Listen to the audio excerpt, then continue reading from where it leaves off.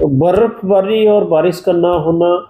और साथ साथ में लगातार जो है वेस्टर्ली विंड्स रहना, पूर्वी दिशाओं से पूर्वी दिशाओं से हवाएं रहना और मॉइस्चर इन्फ्लक्स ज़्यादा होना, ये मेन वजह है जिस वजह से आप टेम्परेचर देख रहे हैं कि पिछले कुछ दिनों में जो है 6 से 8 डिग्री टेम्परेचर चल रहे हैं। लेकिन इसमें अच्छी खबर ये है कि 15 तारीख के आसपास रेनफॉल के चांसेस हैं पंजाब, हरियाणा, चंडीगढ़ में, और पहाड़ों में बर्फबारी के चांसेस भी है। उससे जो है लगातार जो गर्मी बनी हुई है उसमें एक तरह से कमी आएगी, टेम्परेचर में 3 डिग्री के आसपास कमी आएगी और फिर से 18 के बाद फिर से तापमान कम हो गए। तो अब जो है लगातार जो आप देख रहे थे कि अर्ली जो स्पेल लगा था, ड्राई स्पेल और अर्ली समर की बात होने लगी थी, उसमें धीरे धीरे जो है फर्क आएगा और कुल मिला के 3 से 4 डिग्री का अंतर जो है कमी में कह सकता हूँ कि अधिकतम तापमान में आ जाएगा। एक चीज जिसमें आप देख रहे होंगे कि बहुत समय से हम जो भी देख रहे थे कि अरेबियन सी के ऊपर जो है काफी हवाएं इकट्ठी हुई थी और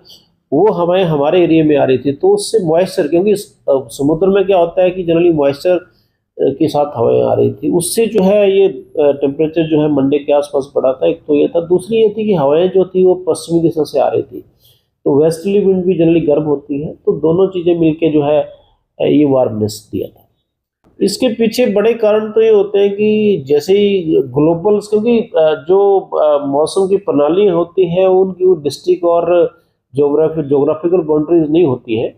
तो वो पूरा ग्लोबली प्लैनेट के ऊपर जिस तरह की गतिविधियां रहेंगी, जिस तरह की ओवरऑल चीज़ें रहेंगी, एक्टिविटीज़ रहेंगी, उसके ऊपर भी बहुत निर्धारित करती है। तो उसमें हमने ये देखा है कि जैसे मानसून की बात है, तो मानसून जो है आप देख रहे होंगे अक्टूबर में चला जाता है,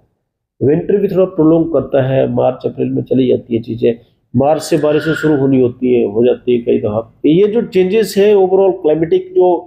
वेरिएबिलिटी है, या जो आप देख रहे होंगे तापमान के बढ़ने के कारण जो उसके इनडायरेक्ट इम्प्लीकेशंस हैं, और साथ साथ में जो दूसरे ग्लोबल पैरामीटर आते हैं जैसे ओजोन सी सरफेस टेम्परेचर जो रहता है, वो बहुत बड़ा एक फैक्टर होता है, जिसमें एल निनो है, ला नीना कंडीशंस है, एनसो न्यूट्रल कंडीशंस है, जो जनरली रेगुलेट करती हैं वेदर को, वो उनके ऊपर भी चेंजेस आते हैं, जैसे तापमान कम ज़्यादा होता है या ओवरऑल तापमान बढ़ने से। तो बैकग्राउंड में ये मैं कह सकता हूँ कि क्लाइमेटिक फैक्टर्स जो है, जो भी प्लेनेट के ऊपर एक्टिविटीज़ है, वो डायरेक्टली और इनडायरेक्टली जो है वेदर को भी इन्फ्लुएंस करती है, और रिजल्टेंट ये होता है कि इस तरह की चेंजेस आते हैं। देखिए, उनको फ़ायदा भी इससे मिल सकता है अगर फसल की स्थिति ठीक है। अगर मान लीजिए फसल अभी हार्वेस्ट होनी है अप्रैल में, तो उसका फ़ायदा हो जाएगा, क्योंकि उनको इरिगेशन नहीं देनी पड़ेगी। इस वक्त टेम्परेचर ज़्यादा होने की वजह से जो है आपको इरिगेट करना पड़ता है फसल को, ताकि फसल का नुकसान ना हो। तो उन फार्मिंग एरियाज में जहाँ आपका जो है सोइंग जो है उनकी बुआई जो है थोड़ी लेट हुई है, वहाँ फ़ायदा है। लेकिन ऐसी फसलें जो पक के तैयार हुई हैं, अगर वहाँ पे अगर बारिश होती है, कुछ हवा भी चलती है, जैसी संभावना भी आमतौर पर होती है जो तापमान ज़्यादा होते हैं, तो उसमें कुछ नुकसान हो सकता है। लेकिन वैसे देखा जाए तो मार्च में, क्योंकि टेम्परेचर बढ़ते हैं, तो उससे जो है वीट की जो हार्वेस्टिंग भी होता है, वीट ना राइपनिंग भी होता है उस तरह से, तो वो टेम्परेचर कंट्रोल होने से फसल अच्छी होती है। रादर डिपेंड करता है कि